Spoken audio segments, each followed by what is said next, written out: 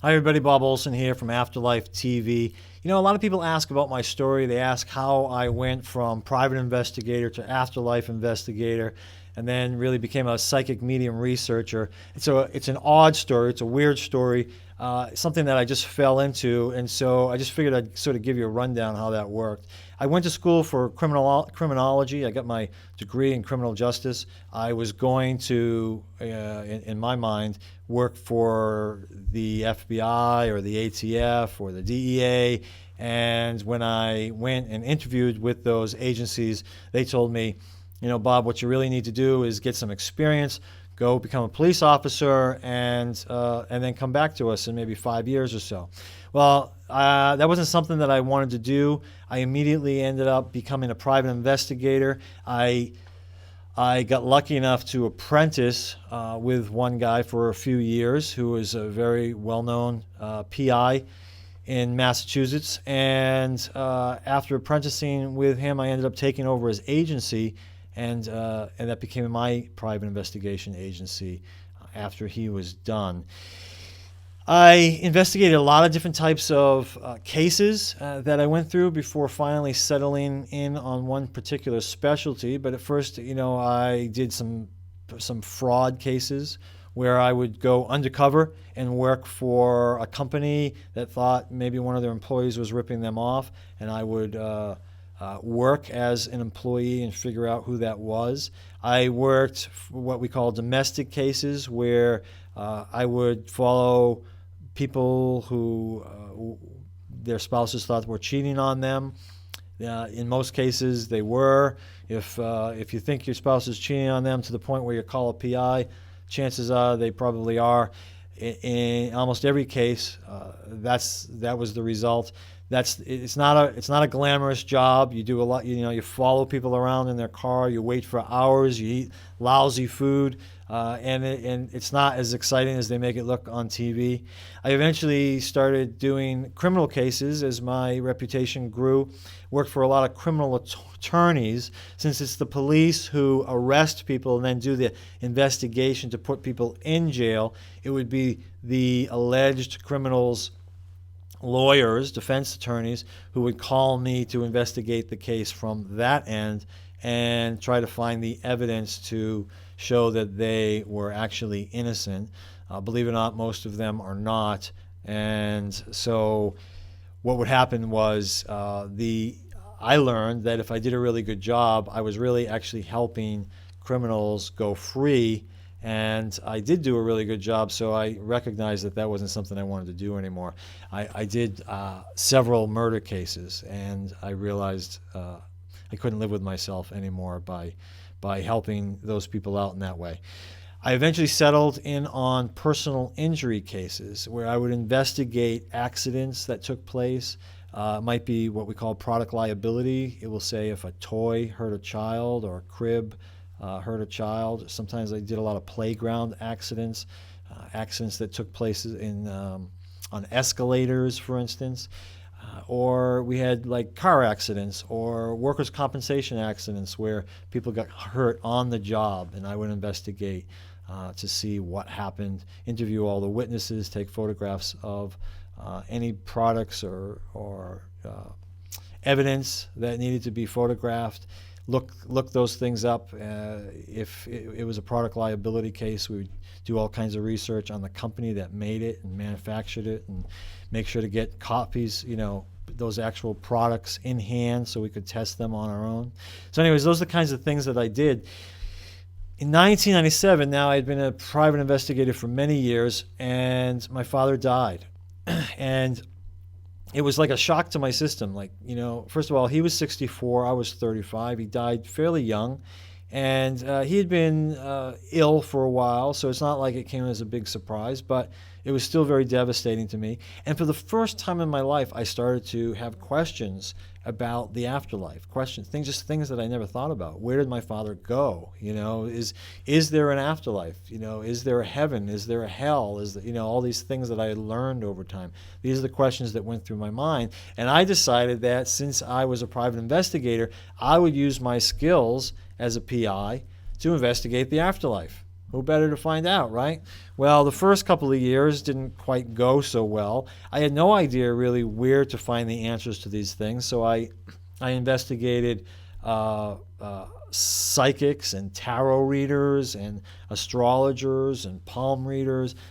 I really had no idea where to go to get this information. I was on the right track with the psychics, but I was getting a lot of vague information from all of these people for being the skeptic that I was. I was very skeptical, and so I only saw the information they gave me as being a bunch of vague generalities, nothing concrete, nothing convincing enough to make me feel as though it was evidence of the afterlife in any way, and really it wasn't.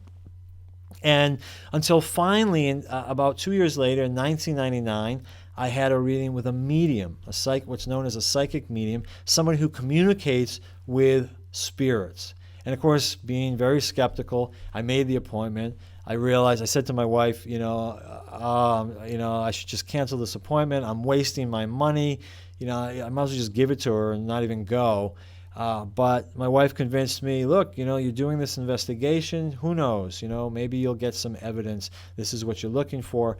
I went to the reading. The reading went so well. It was a 1-hour reading that I signed up for, but it went so well that the medium didn't want it to stop either, and I ended up getting a 3-hour reading. 3-hour reading with a lot of concrete evidence that came through. Really convincing evidence. Evidence that, as you'll hear a lot of people say that get readings with mediums, information. Now this I had never met this medium before.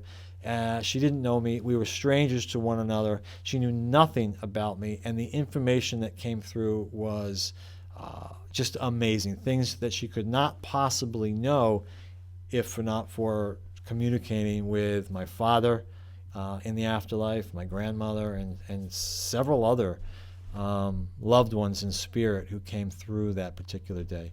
It was enough evidence to be convincing to me and crack my skepticism wide open, make me realize, boy, there's a lot more to life and death than I ever realized. And what this did was it set me off on it, turned my investigation into overdrive.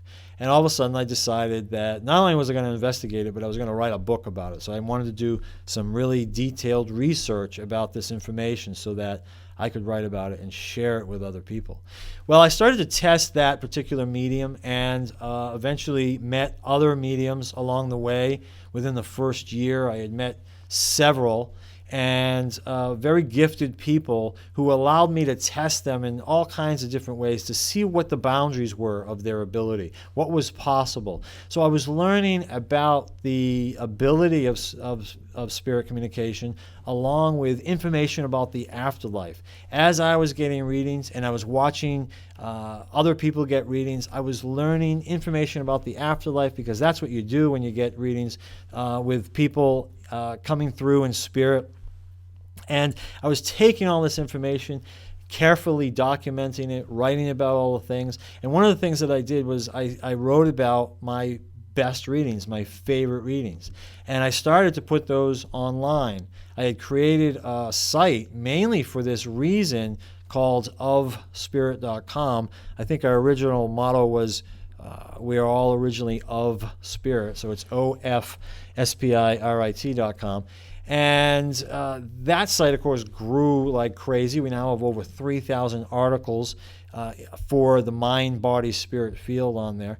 But my stuff was all on the Psychics and Mediums page, the articles that I was writing about my favorite readings. And it was getting so much traffic, so much attention from the public, that I decided about 2 years later in 2001 that I would create bestpsychicmediums.com. And when I created bestpsychicmediums.com, I took all those articles, put them on that site, which really became my recommended list. Those were the most extraordinary readings I had. I wrote about them so that people like you could read about them, see what that reading was like, but also what the personality of that particular psychic or medium was like, what their reading structure, was like, and see if it resonated with you. That's the kind of personality and style of reading that you liked, so that you could have a reading yourself.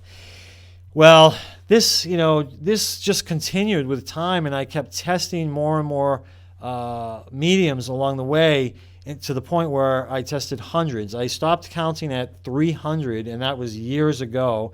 And I started analyzing the best readings from the worst readings and trying to determine what made one really extraordinary, what made one mediocre, and figure out, why, how this ability works, why it works better with some people than others, and just answer all those questions that you have about psychics and mediums, which I did, of course, over time. A lot of people say to me, who appointed you the tester of psychic mediums?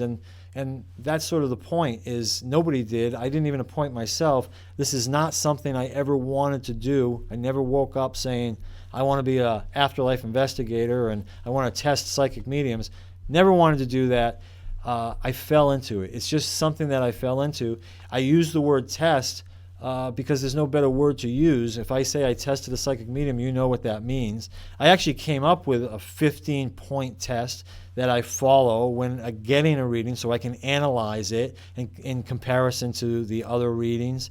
But at the same time, it's just easy to say I test a psychic medium and say, well, I get readings from people and I analyze them and I compare them with all the other readings. You know what it means. And so I never appointed myself the tester. I just ended up testing people first for my own research, for my own benefit, to answer my own questions.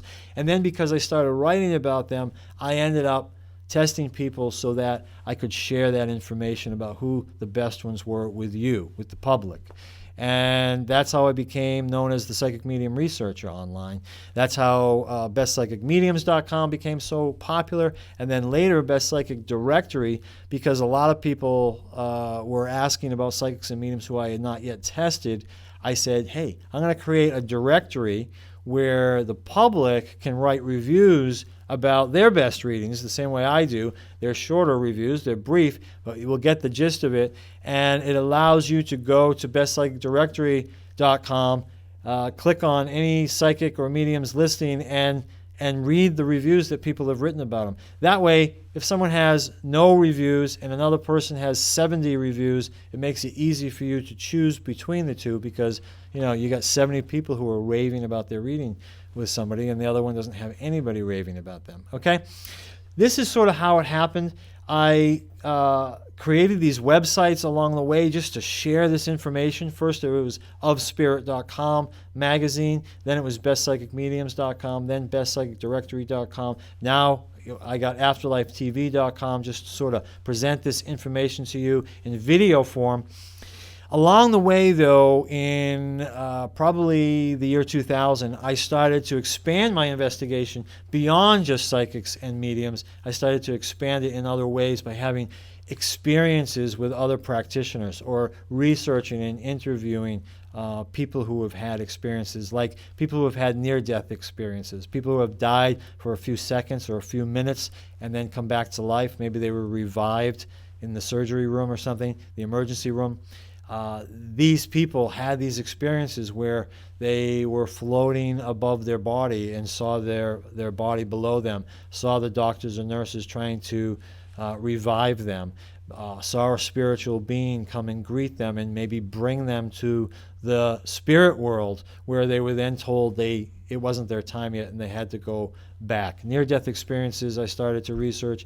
I started to investigate past life regressions and actually have my own past life regressions. Again, I was skeptical about past life regressions. I really didn't know what to believe until I had my own experience. It brought it from, well, I wasn't even a believer, but it would have brought it from a belief to a knowing. I went from skepticism to knowing, right past belief, because once you've had an experience like that on your own, all of a sudden you know it's true. It's true for you. It doesn't have to be true for anybody else, but you know on a cellular, on a soul level, that you actually had another lifetime. You experience it in multiple ways. I felt things, I smelled things, I saw things. I knew what it was like to be in the body of that first guy. His name was George, big burly guy with lots of hair, and from 1642 in some Celtic land. I had that experience. It'll live with me forever. It's just one of those vivid experiences that never leaves you. And ended up then later having other past life experiences as well, other regressions. I investigated channelers, people who communicate not just with loved ones in spirit, but more with ascended masters, higher level spirits, maybe even group entities who speak as one through what's called a channeler. They're really channeling wisdom from these higher level spirits, and instead of really messages from our loved ones. That was fascinating. I learned a lot from that. Investigated what's called ADCs, After Death Communications. Great book called Hello from Heaven by Bill and Judith Guggenheim. I highly recommend it. These are the signs and the signals that people send to us from the spirit world to let us know they still exist, to let us know they're there, to let us know they're watching over us and that they're with us. After death communications. I also had life between lives regressions. A guy named Michael Newton said, what if we do a past life regression and then on the day of that person's death we just keep going? What happens then? Well, he did that, and I did that. I had that experience. It's like a 4 or 5 hour experience. You go day of the death of whatever that lifetime was that you experienced. Well, after that, where do you go? You go into the spirit world. That's our true home. Okay, that's the place that we go between lives. So it's called a life between lives regression, and amazing experience. So I had lots and lots of experience with all sorts of different practitioners in the spiritual field, and learned a little bit about the afterlife from each and every one of them. And you can read about a lot of the articles that I've written on ofspirit.com, on bestpsychicdirectory.com, bestpsychicmediums.com, and now you get to learn about them on video here on afterlifetv.com. So that's my story. I hope you found it interesting, and anyways, it probably answers some questions that you had about me and how I got into this, and helps you get to know me a little bit better, I hope. Thanks.